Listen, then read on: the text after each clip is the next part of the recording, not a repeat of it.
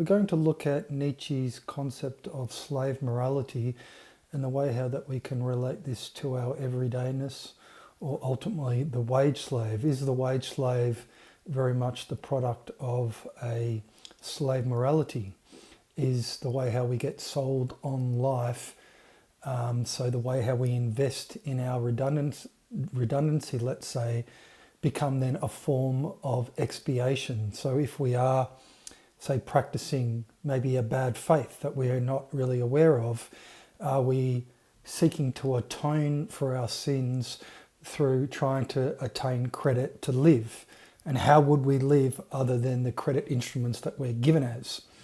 We're going to give a practical application of it so we don't get beholden to theorizing or any intellectual kind of masturbation. You want to look at, say, a very influential thinker like Nietzsche, but drill it down into the practicalities of our existence, and so the way how that we can maybe read our lives in reference to the potential beyond, say, that captivation or a bonded servitude.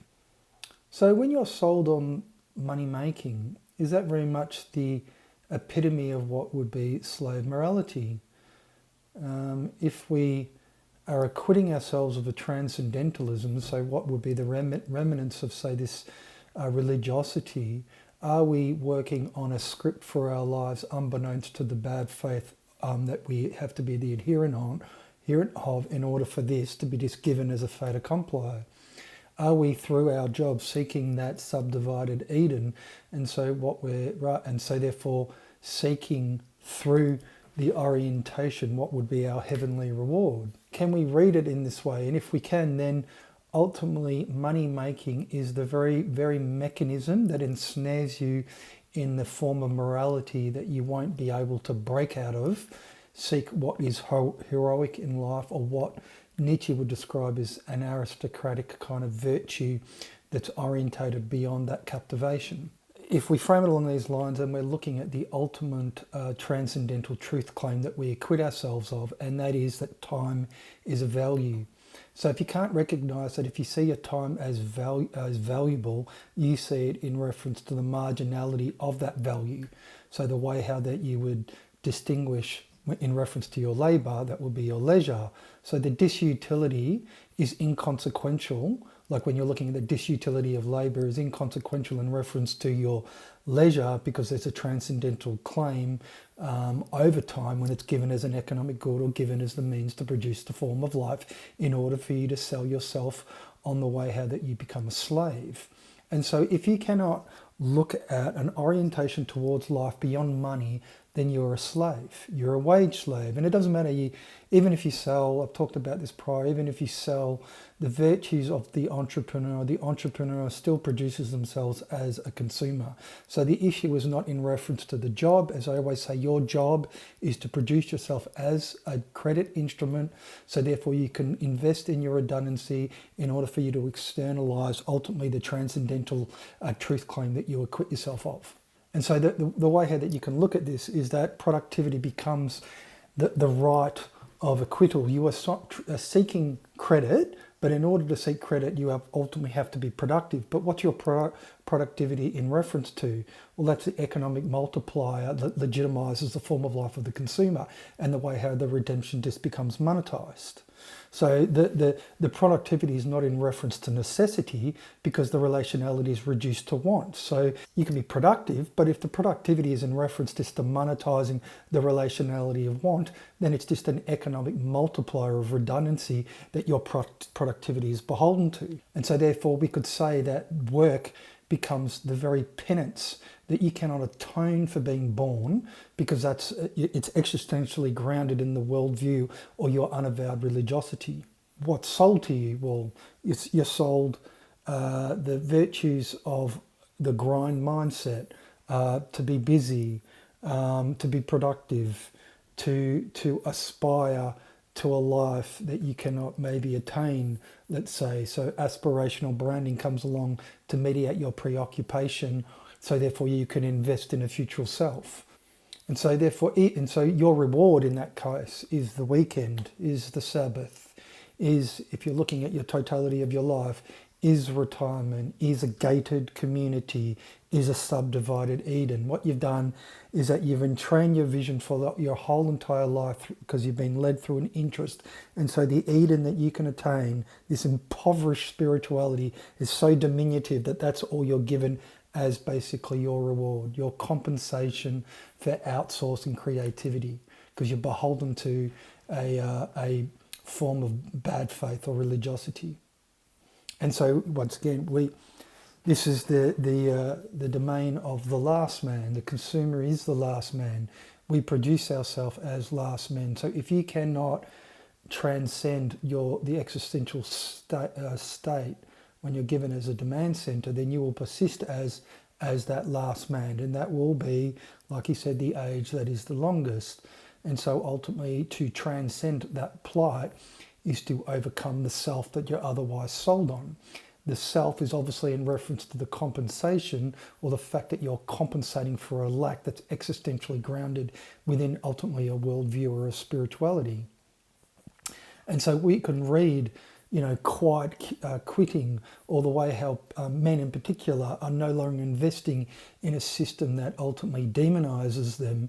And so turning away is part of the great turn, we could say. But if the turning away is orientated towards life as a compensatory exercise, so you're still sold on the way how you have to acquit yourself of a transcendental truth claim, when time's presupposed to be a value, then even that turning away is orientated towards a smallness of vision. So what we can see now perhaps is that if there is been pathological state of, say, boomers, and you've got that generational divide, as it were, Saturn, it's eating its young, and so the young are now saying fuck you through their actions. And so that actions is literally the first step towards basically what would be the unknown, or the no man's land. Literally there's no one there. You have to find each other in this no man. You are obviously running the labyrinth of the line, and you're yet to actually deal with your existential status, because if you realize that the question of credit or the means of exchange is in reference to the credit instrument you are, or the way how that you extend goodwill, well, if you're no longer basically investing in a system, so extend goodwill to that system, ultimately what you're doing is that you're pulling it back. But at the moment what I think's occurring now is it's not given, it's in a state, let's say a latent state of potential, because the turning away is necessary in order to orientate. And so the goodwill is there's a reservoir of goodwill, but at the moment, because people aren't questioning their existential status, and if they still get sold, if they're not questioning the truth claim of whether or not time is a value or something that's marginal, then if they don't do that, then they're still investing in the totalizing claim of a buyer's journey, and so any bequeathal literally to their descendants would literally be that. So you're not there's no transformation as of yet, because the goodwill is yet to be demonstrated in through a people, through a kind of collective ethos.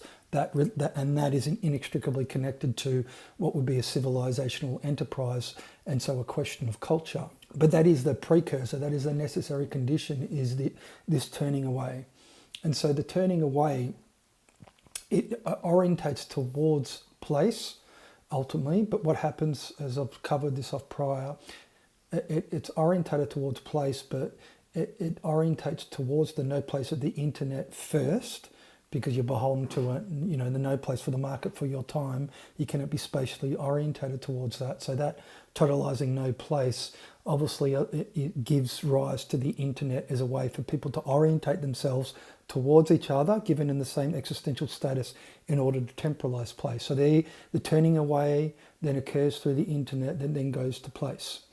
So if through that turning away, you're no longer seeing life as a compensatory exercise, that means to say that you're going to animate the spirit without end, or you're going to be a co-creator in a world that you bequeath. Now, this is ultimately, when you're dealing with this, you're dealing with world formation, and so you're dealing with the spirit of the people. So if you're beholden to a spiritual disease, when you spiritualize time, and through that you legitimize credit as a means of exchange, well, ultimately this turning away is ultimately orientating towards the question of credit that's got nothing to do with a means of exchange or money, but it's got to do with the credit of ownership. And so therefore through that, what you bequeath when you have a sense of ownership over the world that you create and you're doing it as a people, well, it's a spirit that you share. Now, if you're not competing with each other through a rivalrous dynamic of clearing time each time you buy, and you bind yourself together as a totalizing, as individual buyers' journeys, what you're doing is that you're creating a common surpassing that you would obviously, that would be done together as a people. That's basically where this is heading. But you can see the turning away. You can see that the slave morality is in reference to obviously the way how that you, what animates your actions. If what animates your actions is a compensatory exercise that you have to atone for being born, then ultimately you don't credit yourself with the creativity that's still outsourced. And so this is where we're probably at the moment.